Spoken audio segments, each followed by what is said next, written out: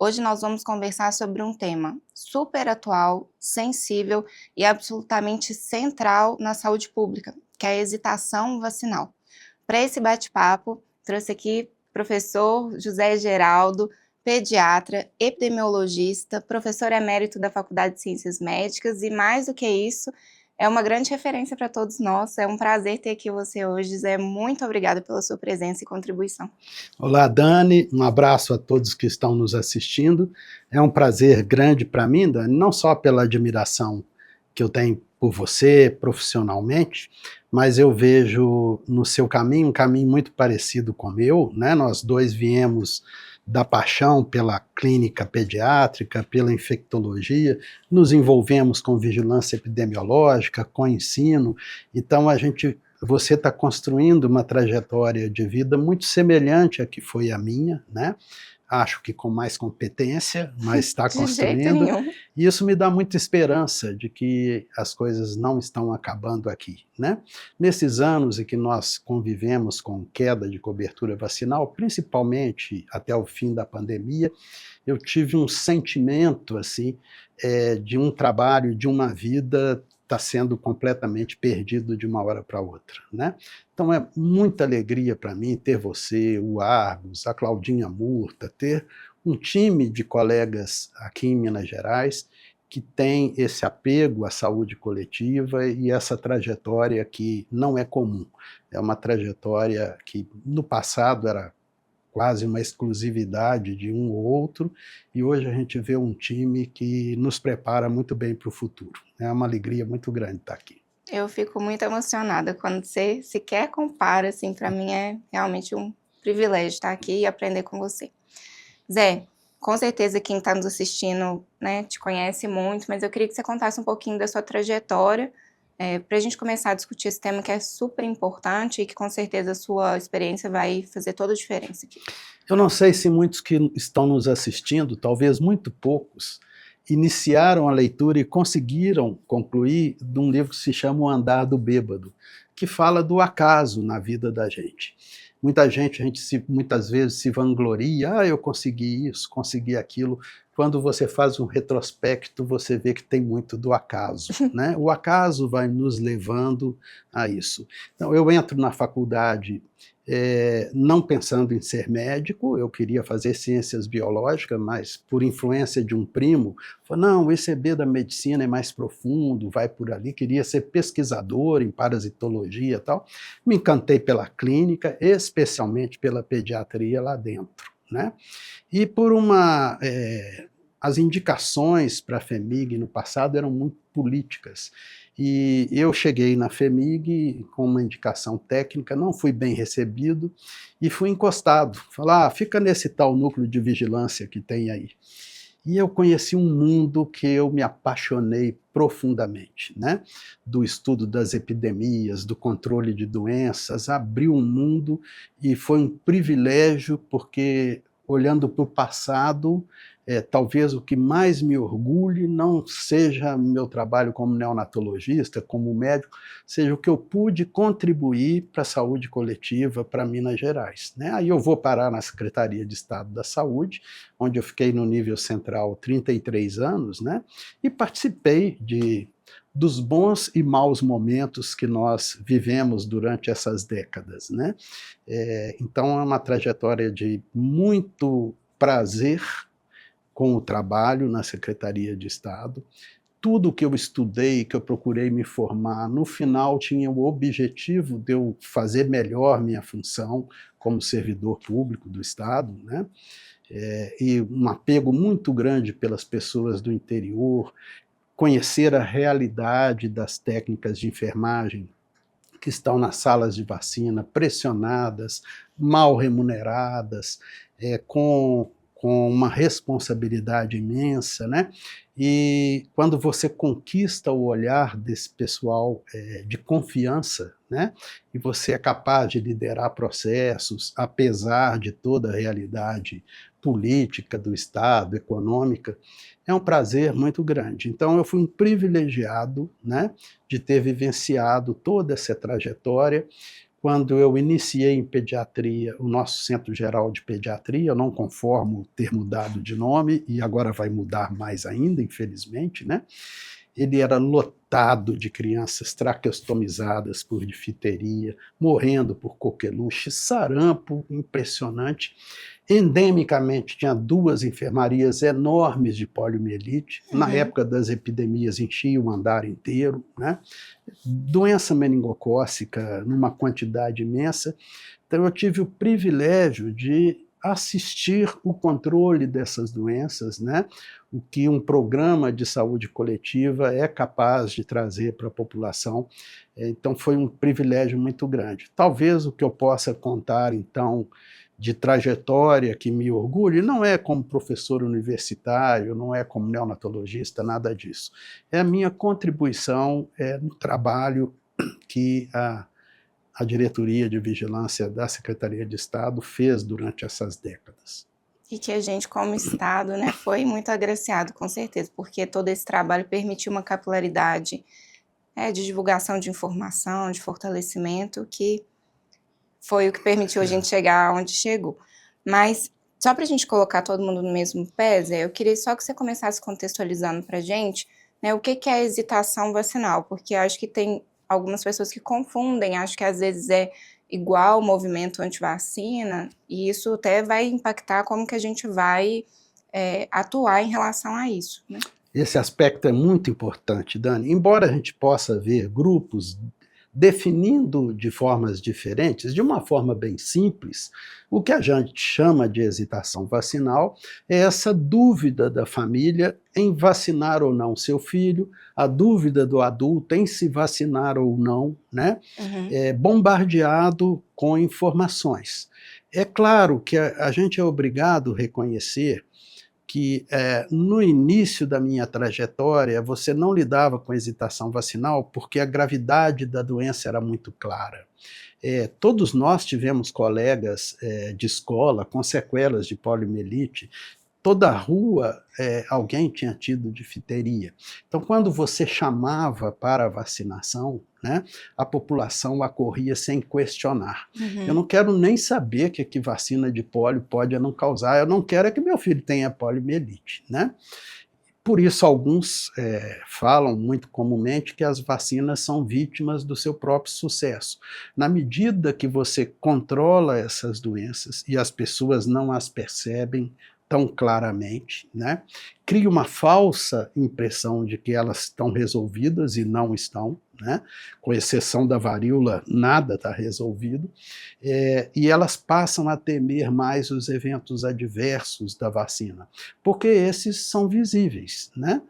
Sim, eu fiz vacina, primeira dose no meu filhinho, ele teve febre, ele ficou enjoadinho, ele não quis se alimentar nos primeiros dias, será que vale a pena? Né? Então, isso faz com que a população hesite. Ele não é contra a vacina, ele conhece os benefícios que historicamente as vacinas trouxeram para a sociedade, mas nesse momento ele tem dúvida se vale a pena passar pelo risco, entre aspas, de uma vacinação diante da situação epidemiológica. Caminhando com isso, Daniela, a gente percebeu claramente, acho que em toda a civilização ocidental, mas a gente percebeu aqui, né, o individualismo crescer muito. Então nós fomos perdendo com o tempo a noção de coletividade. Era um discurso que no passado funcionava. Todos precisam vir vacinar com a polio para controlar, expulsar a polio. Hoje não. Hoje as pessoas querem saber de si. Claro que eu estou generalizando, né? E isso traz uma certa dificuldade se nós não estamos preparados, né, para responder isso. Realmente é importante para você vacinar? É importante vacinar seu filho? O que é pior, a doença, a vacina? O que traz mais risco? Então, é compreensível que a população tenha hesitação. Mas, infelizmente, eu tenho tido muito cuidado em criticar profissional de saúde, porque estão submetidos a uma realidade triste de violência, de pressão, de criminalização de erros, que é um absurdo, porque somos humanos, né? Quem de nós nunca errou? né? Mas a verdade é que o conhecimento do profissional de saúde em imunização é muito pobre. Então ele hesita junto com a família. A hora que a família quer dele uma resposta firme, sim, esta vacina é segura, existe o risco da doença, se nós não vacinarmos, ela volta rapidamente, ele também hesita em dar essa informação. Então, eu acho que há uma hesitação atualmente das famílias, do indivíduo, né, que é compreensível, e há uma hesitação também do profissional de saúde em ser firme na sua prescrição da vacinação. Sim. O que também é compreensível pela formação precária que esses profissionais têm nessa área. Eu vou até querer aprofundar nisso, mas antes eu vou aproveitar um gancho que você fez sobre individualismo.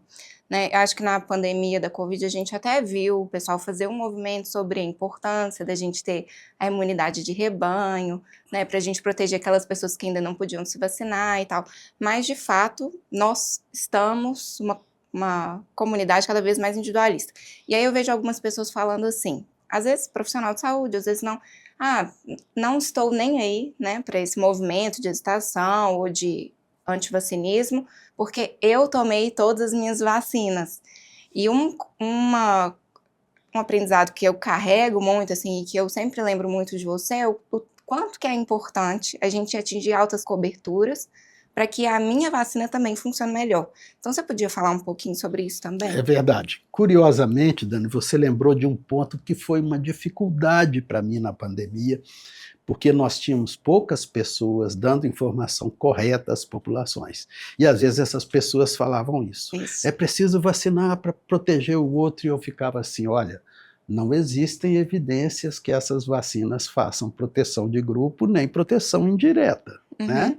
Mas eu ficava cheio de dedos para falar isso, para não desmerecer a fala de exatamente quem estava tendo cuidado com a população. Porque a verdade, isso ficou consolidado, é que nós tínhamos que vacinar todo mundo porque elas não fazem proteção indireta adequada, nem proteção de grupo adequada, não por causa das vacinas, mas por causa da grande instabilidade ainda do SARS-CoV-2, né? Mas a maioria das vacinas, sim, ela não apenas protege da doença, como protege da transmissão. Protege a infecção, protege que você seja colonizado e transmita.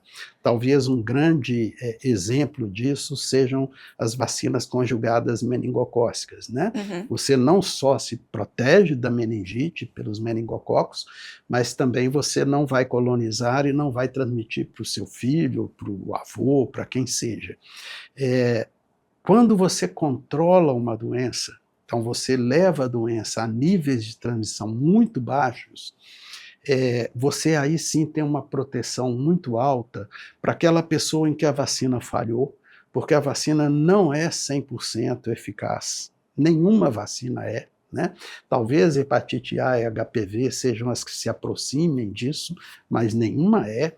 Então você pode se vacinar sim, e não ter se protegido. Isso pode acontecer com 5%, 2%, 10% dos vacinados, depende da vacina. Então ele acaba sendo protegido porque não está havendo transmissão na coletividade, né? Outra coisa são aqueles que não podem se vacinar. Hoje nós temos um percentual de imunossuprimidos, imunodeficientes na população enorme e que tem risco grave e que não podem receber vacinas vivas, por exemplo. Né? Ele, se for infectado pelo vírus do sarampo, por um outro vírus desse, pode ter quadros muito graves. Qual a forma de eu protegê-los? Que todos aqueles que tenham contato com ele não estejam transmitindo. Isso você só consegue com alta cobertura vacinal. Então, sim, um valor de coletividade, né?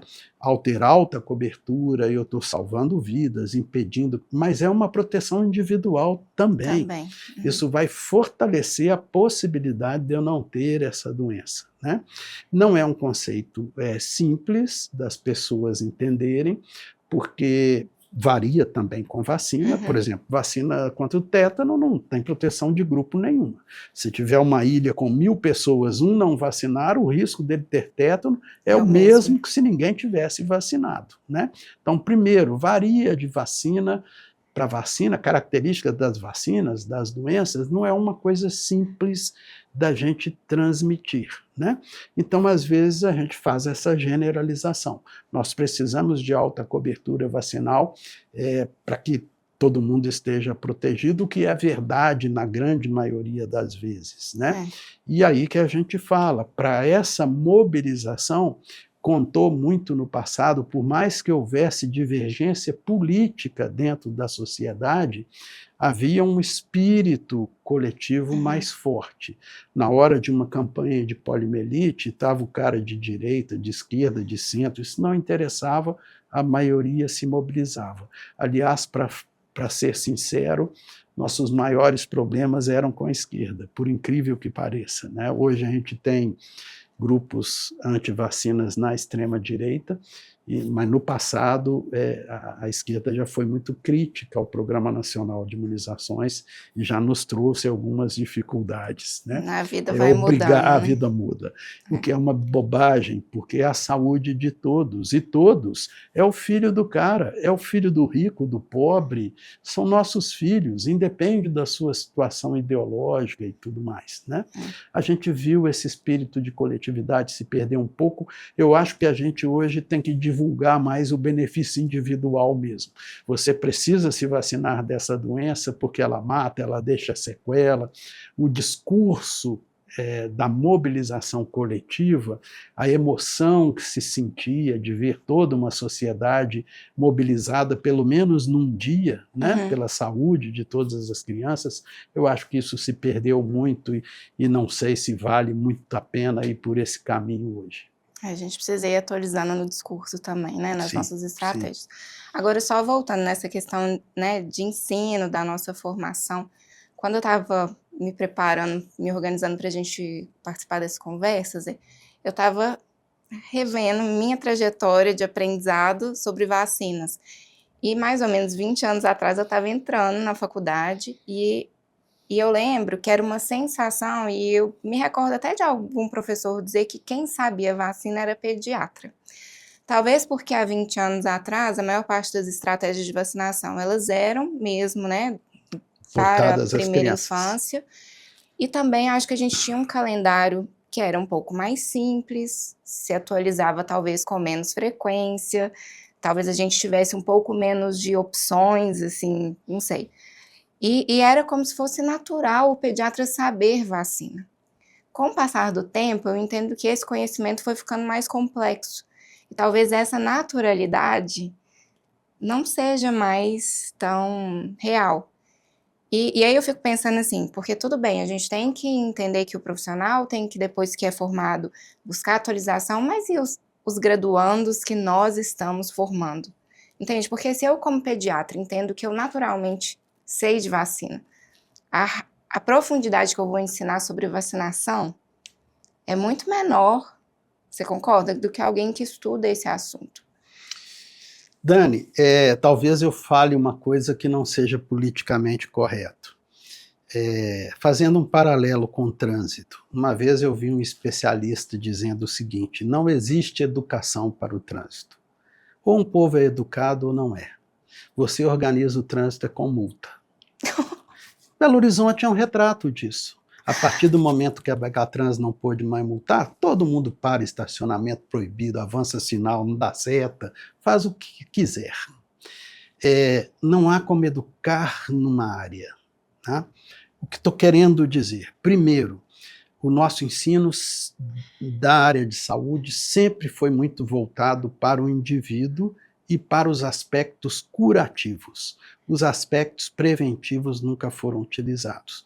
Eu, durante a minha graduação, e acho que me graduei na melhor faculdade de medicina do mundo, que é da UFMG, não tive um GD na pediatria sobre vacina, na minha residência quase nada, né? E tive que me virar para aprender sozinho, com exemplos de grandes líderes como Gabriel Ozelka, de São Paulo, professor Reinaldo, no Rio, que eu olhava assim e falava, poxa, esse cara entende mais, né? Onde que você estuda, né? Quando eu fui ter essa responsabilidade de formar os graduandos, eu fazia umas 60 horas de medicina preventiva e de vacina. Daí a pouco eles não sabiam nada. Mas aí nós vamos no seguinte, o bom graduando, ele quer fazer residência. Tá? Uhum. Quantas questões de imunização caem numa prova de residência? Eu dou aula num curso aqui de Minas, o PrEP, que prepara médicos para o título de especialista em saúde da família. Eu tenho falado para o Hércules, vocês estão me pagando à toa, porque é uma prova que tem uma bibliografia imensa, aí você ensina a imunização e nas 60, 90 questões cai uma questão de imunização. Então, não adianta só dar o treinamento, a informação, tem que ser cobrado. E não é cobrado. Né? E veja, você vai fazer um concurso que vai definir a sua vida, se eu vou ter uma residência, não ter, você olha aquela programação, ela é imensa. Né? Eu preciso recordar alguns pontos. Quais pontos eu vou recordar? Aqueles que são cobrados na prova. E isso vai se repetindo, até chegar num ponto que o médico está diante do seu paciente e o seu paciente questiona sobre uma vacina e ele não sabe responder.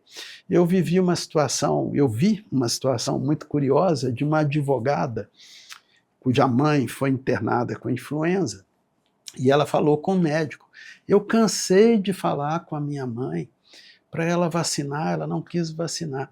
Aí o médico falou assim, mas essa vacina também não protege tanto assim não. Aí a advogada falou com o médico, olha, mas ela diminui o risco de formas graves nesses grupos especiais. Então era a advogada falando de vacina para o meu médico. Pedir licença e sair da sala, né? Porque eu não sei se eu queria rir, chorar, né? Então nós temos uma formação precária e eu acho que sim, tem que ter na graduação, na residência, mas tem que cobrar do médico. O médico é uma obrigação dele, né, zelar pela prevenção. Nós temos especialidades que fazem isso brilhantemente, por exemplo, os cardiologistas. 60%, 70% de uma consulta de cardiologia é prevenção. Você está caminhando? Como é que está a sua dieta? Tal. Quando chega na vacina, né, são poucos que se sentem seguros para prescrever uma vacina que é tão importante para aquele paciente. Né? Os estudos mostram de forma clara como o pneumopata se beneficia de uma vacina de VSR, de influenza, de pneumococo, e ele se sente inseguro. Tá? Mas essa insegurança eu acho que vem muito também da vida atribulada, de tudo que ele precisa estudar e saber, e não é cobrado. Tá? Em uma prova de especialista, em nada, você cobra a imunização. Então, eu que muitos anos, olha, foram só na Faculdade de Ciências Médicas, foram 30 anos, fora mais uns 15 na FASER. Ensinei muita imunização durante a graduação. Eu tive alunos, boa parte, que daí 5, 4 anos não lembravam de nada, eram inseguros. Tive alunos que se tornaram anti-vacina, para enorme frustração de um professor, né? Não fui capaz de, talvez, transmitir, se bem que eu acho que não é isso, eu acho que as pessoas no Brasil, independente do espectro político, estão perdendo a razão. Né? Eles não estão raciocinando. A posição é essa, aquela cena do Chaplin, né, que ele sai correndo, cai uma bandeira atrás e vai todo mundo correndo. É muito aquilo ali dos tempos modernos que ele fez há quantos anos atrás. Né?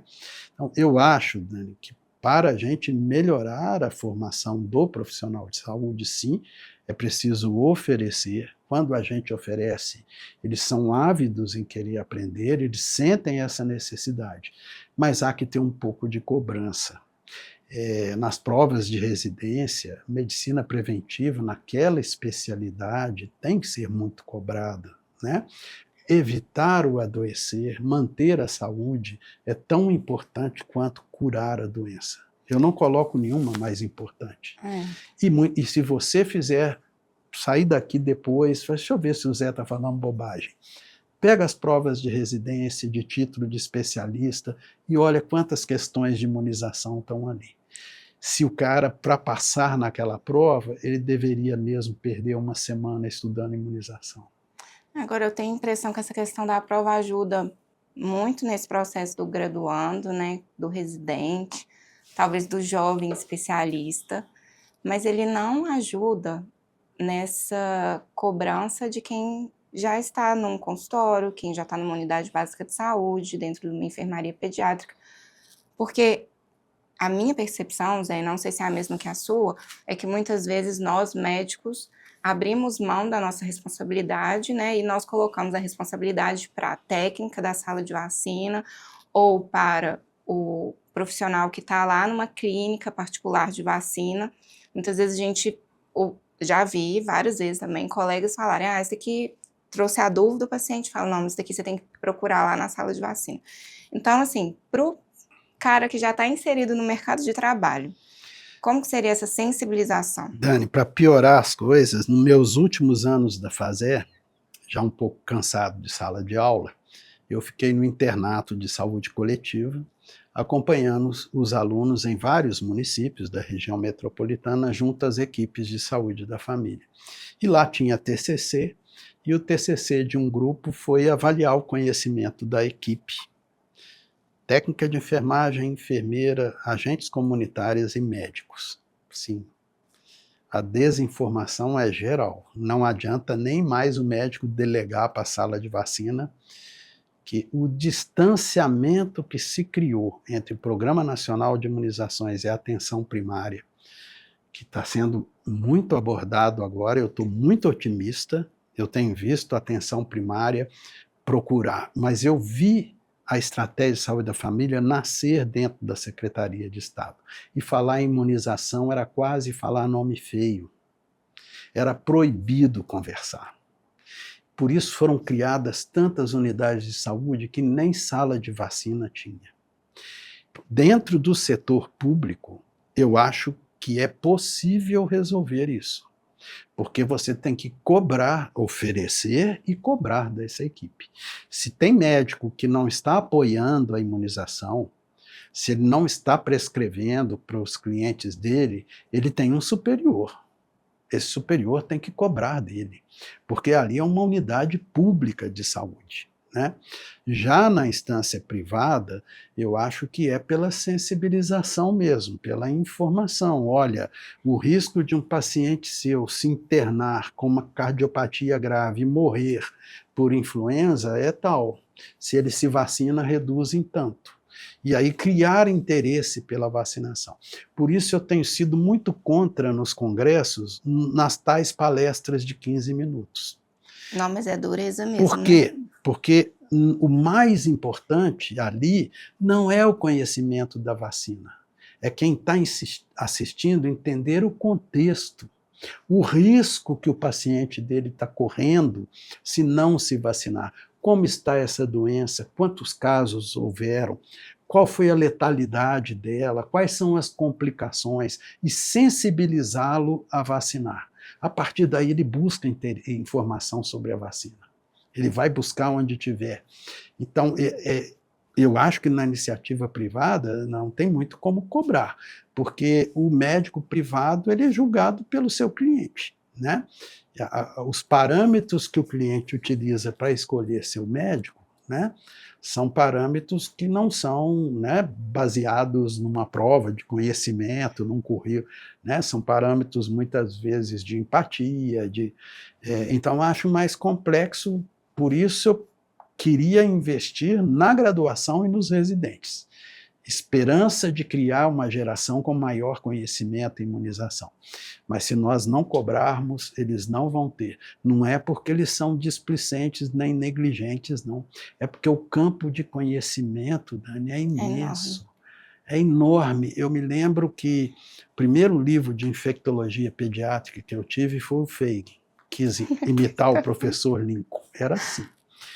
Daí para frente, últimos anos, eu só leio em tablet. Né? Ninguém continua grandão. Mas eu tive uma vontade de ter pelo menos um livro e comprei o Feigen. Cara, ele junto, ele não é mais isso, ele é isso aqui. né? Você pegar o capítulo de vírus essencial respiratório do Feig, ele é quase do tamanho do Krugman, que a gente estudava em infectologia pediátrica no passado. O campo de conhecimento aumentou muito. Então, o que ele vai privilegiar? Aquilo que ele está sentindo falta no dia a dia e o que ele é cobrado. Então, se ele não for cobrado pela prevenção, né? Porque o médico ele é punido pelo tratamento e nunca é punido pela prevenção desde o Código de Hammurabi. Lá no Código de Hammurabi já falava, se o médico agir mal, se ele fizer isso, ele deve ser punido. Ninguém cobra prevenção. Essa pessoa adoeceu, ocorreu alguma coisa antes que poderia ter evitado isso, e no caso da vacina, isso você prescreveu, né? Por isso eu falo muito com os jovens médicos, prescreva. Falo com os pediatras, você anota como faz a papinha, como não sei o quê, e depois fala, é bom você fazer tal vacina, vai lá. Não, prescreve, carimba, e anota no seu prontuário que você prescreveu. Porque depois que adoece, 100% dos pacientes teriam feito a vacina se você recomendasse. É o que eles falam, e que a gente sabe que é uma mentira. Tem estudo mostrando, se você prescreve vacina meningo B para público privado, uns 60% fazem, 40% não fazem.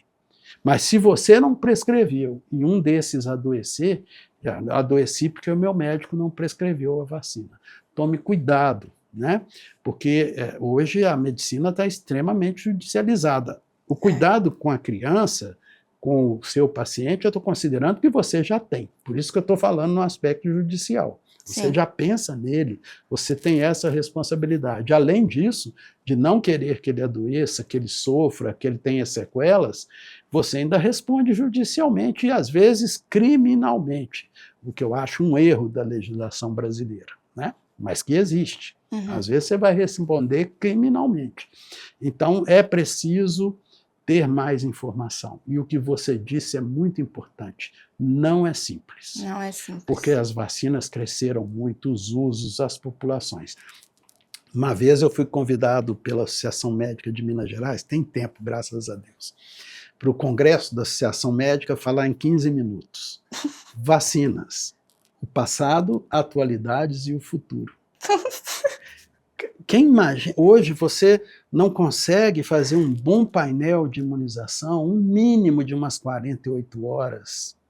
Se você quiser realmente que as pessoas aprendam as bases, as especificidades, né, que treinem situações, né? Então, é isso. Se uma associação médica pensa que você poderia, isso no passado, não é de agora não. Agora a gente tem sido convidado com melhor tempo. Mas no passado eu cheguei a ser convidado para falar em 15 minutos, né, pelo desconhecimento do campo da imunização. E se você desconhece o campo da imunização, desconhece todo o benefício que isso pode trazer para o seu paciente. Né? E aí, nessa questão de estratégias, né, a gente já pensando assim, como que a gente pode atuar? E aí eu retomo o que você falou da hesitação do médico, desse engajamento no público privado, né, que às vezes é mais difícil da gente cobrar. Talvez algo que a gente precisa trabalhar como formadores, como comunicadores em saúde, sejam esses outros benefícios da vacina, que não necessariamente só a redução da chance de infecção, do agravamento, porque o medo da doença em si, como você mesmo falou, muitas vezes a gente acaba reduzindo, a gente vê menos, ainda mais se for um médico que às vezes não está dentro de uma UTI, não está dentro de uma internação, mas acho que da gente divulgar, assim, benefício, por exemplo, de proteção cardiovascular das vacinas de vírus respiratórios, né, assim, que é uma Você tem toda a razão. Esse né? é o enfoque para o médico. Agora, nunca para a população. Isso é uma coisa que nós aprendemos. Uma época, as coberturas de pólio começaram a diminuir nas campanhas. E todo mundo, o médico entende de tudo, né? Ele é economista, ele é publicitário, ele é historiador, ele é tudo. Aí falavam com a gente, não, tem que pôr uma cadeira de rodas com um menino paralítico para mostrar o que é a pólio, esse pessoal não está vendo. E aí foram feitas algumas campanhas de divulgação assim, e a cobertura só caindo. Até que um publicitário falou com a gente, você está denegrindo a imagem do seu produto. Curiosamente, você indiretamente está fazendo a pessoa associar a vacina com essa imagem ruim. Não, você associa com a imagem boa. E foi aí que começou Xuxa, se usar Zé Gotinha, festa, presente, e as coberturas vacinais foram lá para cima de novo. Então, a gente entende do quê?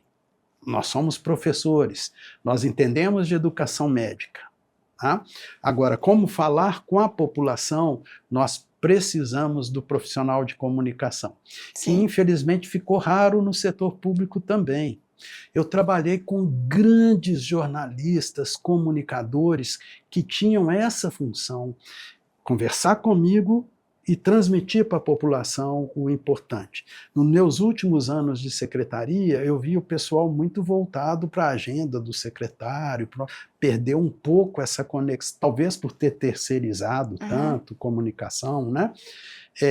Como abordar a população, eu tenho experiência, né? Pô, não passei esses anos todos e não aprendi nada, mas é uma coisa de quem fez comunicação social, do publicitário, ele é que tem que nos ajudar. Porque, Dani, durante a eliminação da polio, você ia na unidade de saúde no dia das campanhas, estava a faxineira, estava a técnica de enfermagem, a enfermeira, era muito difícil você achar um médico. Muito difícil. Não participava. A gente vacinava por cima do médico. Passava por cima dele. Era comunicação direta com a população. Leve seu filho menor de 5 anos, dia tal, tal hora, para ele não ter paralisia infantil. Tá? E pronto. Então, é preciso que pessoas da área de comunicação, de coisa, reflitam junto para a gente. Mas pessoas voltadas para a saúde coletiva. Não pessoas voltadas para a venda de vacina privada, nem da indústria. Isso é uma outra coisa, é um outro nicho. Tá? Mas esse nicho da população nós precisamos de ajuda, porque nós estamos comunicando mal, e pouco. E eu brinco que eu tenho visto os esforços da Secretaria de Estado de Minas, pelo menos, para retomar apoio à divulgação, né? Mas eu costumava brincar até uns anos atrás, que eu senti que melhorou, nossas campanhas agora eram secretas. Né? A gente fazia passeata de Zé Gotinha, carro de som correndo a cidade, íamos pessoalmente em todas as rádios, televisões, hoje tem a rede social que você tem que explorar, a gente fazia um massacre de comunicação. E me fala assim, a cobertura dos caras era 100%, que a população ia lá. Não era, não. Nós começamos no início da década de 90 com coberturas baixíssimas em Minas Gerais, baixíssimas. Vai lá, olha quanto era a cobertura de rotina em 80, em 90, e a partir daí fez-se um movimento, mas era um massacre de comunicação, de informação para a população. Sempre lembrando, você não educa a população. Esse termo educação ele é muito amplo. Você informa com sinceridade, né, com verdade. Olha, a vacina é assim, a doença é assim, e nós estamos convidando você. É uma orientação do Ministério da Saúde vacinar. Eu acho que precisa muito essa comunicação. Infelizmente, né, nós tivemos durante a pandemia um momento que o Ministério da Saúde ficou muito fragilizado, fez comunicações inadequadas, e a importância que nós dávamos aos materiais técnicos produzidos pelo Ministério da Saúde, pelas secretarias, ele passou a ter uma certa desconfiança por causa das cloroquina, remédio de piolho e outros absurdos mais que a gente viveu. Né? Talvez as estratégias sejam complementares, né, Zé? Eu acho que a gente resgatar a confiança das vacinas com o profissional de saúde, né, assim, utilizando esses vários benefícios dos imunizantes, melhorar a comunicação com a população de uma forma geral, mas eu acho que a gente também pode atuar no tete-a-tete com o nosso paciente, né? Então, assim, graças a Deus, eu ainda vejo muito pediatra muito mobilizado nesse tema, pediatra, sabe? Assim, sim. As pessoas sensibilizadas diante do que está acontecendo fora daqui do Brasil também, que são coisas que nos impactam, né? Os ginecologistas evoluíram muito. Também, né? Também, evoluíram muito. E aí, só para a gente ir caminhando para o fim, Zé, eu queria, assim, para o médico que está dentro do consultório, seja ele UBS, consultório privado, quais são as estratégias que você vê assim, nessa lida para a gente talvez conseguir ter uma escuta mais ativa, mais empática, acolher essas dúvidas, conseguir dar talvez uma Dani, resposta? às vezes a gente acha que a coisa é complicadíssima. Sabe o que eu aprendi lá na atenção primária? Aprendi muito com os médicos de família, os agentes. Eles não sabiam olhar caderneta de vacina. E eu não sabia ensinar a olhar também, não. Eu dava curso para eles, fazia o pós-teste, era a mesma coisa. E não era grandes coisas do que composição da vacina, não. Como que você avalia se uma caderneta de vacinação está em dia? Aí a gente desenvolveu um métodozinho, escaneamos uns 100 cadernetas de vacina, né? E ensinamos para essas unidades que a gente trabalhava com os alunos a avaliar a situação. A cobertura na região deles subiu de forma impressionante. Então, às vezes, a gente acha que é coisa muito complicada, tá? E não é. Às vezes, ele está convencido que vacina é importante, está estimulado a prescrever, mas ele não sabe avaliar uma caderneta de vacina. Então, o que a gente precisa fazer? Buscar ajuda, buscar quem saiba, tentar fazer cursos, aprender, convidar, né? E a gente é muito bem recebido. Quando eu vou até hoje, alguns municípios, eu infelizmente me aposentei, não posso continuar fazendo isso, tem que cuidar da vida, né? Mas quando a gente arruma um tempinho e vai na atenção primária ensinar a avaliar caderneta de vacina, leva um materialzinho, ensina como faz uns exercícios, a gente é muito bem recebido, porque às vezes o profissional ele não confessa muito facilmente a insegurança dele. E às vezes a insegurança dele não é tão complicada como a gente pensa, que é a composição da vacina, como é que ela age, não. A dificuldade dele é muito simples. Como que eu avalio se está em dia? Como é que eu faço esse esquema? Então, é preciso buscar informação, porque eu acho que hoje não é desculpável, né, um profissional de saúde que não dedique boa parte da sua atividade com seu paciente na prevenção e promoção de saúde, né? Eu acho que não é desculpável. Eu acho que todos sabem um pouco disso, né? Às vezes tem dificuldade para onde buscar informação, para onde correr, e aí é que eu acho que a gente tem que dar a nossa contribuição. Sempre que for convidado, sempre que as secretarias municipais, estadual promoverem treinamentos, a gente procurar participar, né? E dar essa contribuição para aumentar a segurança. Se a hesitação aumentou nas famílias, ele não vê a doença, ele sabe do evento adverso, será que eu faço? E ele tem um profissional de saúde que hesita também, a possibilidade dessa vacina ser aplicada é pequena. Mas veja como as coberturas vacinais em Minas Gerais estão crescendo. É fruto de um trabalho de muitos, né, envolvidos, a Secretaria de Estado, secretarias municipais, o FMG, que está indo de novo lá na atenção primária e fazendo essa ponte, porque é lá que 90% dos nossos pacientes se vacinam. É na estratégia de saúde da família, na atenção primária. Nós precisamos voltar nosso olhar, nosso cuidado, nossa atenção para a atenção primária e tentar dar instrumentos a eles para uma boa prática diária. Perfeito, a gente precisa se corresponsabilizar nesse processo Sim. Também, né, Zé? Muito obrigada, Zé, foi um episódio, assim, riquíssimo, é sempre um prazer estar com você e todos nós aprendemos demais. Não, nada a ensinar, aqui é tudo conversado e eu aprendo muito em tudo, sempre que eu vou ao município, que eu estou num podcast, que eu converso, até em eventos privados, quando eu escuto os pediatras, as dificuldades dele, a gente não para de aprender, aprende a vida inteira, né? E sempre fica aquela sensação de que está faltando alguma coisa que eu tinha que estudar melhor. Essa é a nossa vida, né? É a vida do médico, eu acredito que realmente tem responsabilidade com o seu paciente, né? É um prazer e sempre ressaltando, eu não sou dono de verdade, eu não gosto de ter tom professoral, eu não sou nenhuma grandeza em nada, né? A gente, claro, teve um tempo de experiência que permitiu você aprender alguma coisa, conhecer algum caminho, mas com muita humildade e sabendo da dificuldade que o médico hoje enfrenta na sua realidade de trabalho. Falando aqui do médico, como poderia falar da enfermeira, da técnica de enfermagem, da agente comunitária, né? Você sabe que é uma agente comunitária ser avisada, hoje não desce não que está em guerra, tá? E ela frequentar um local em que há pessoas armadas, em que a situação... E elas vão, e elas têm boa recepção, têm interlocução, né, para fazer isso.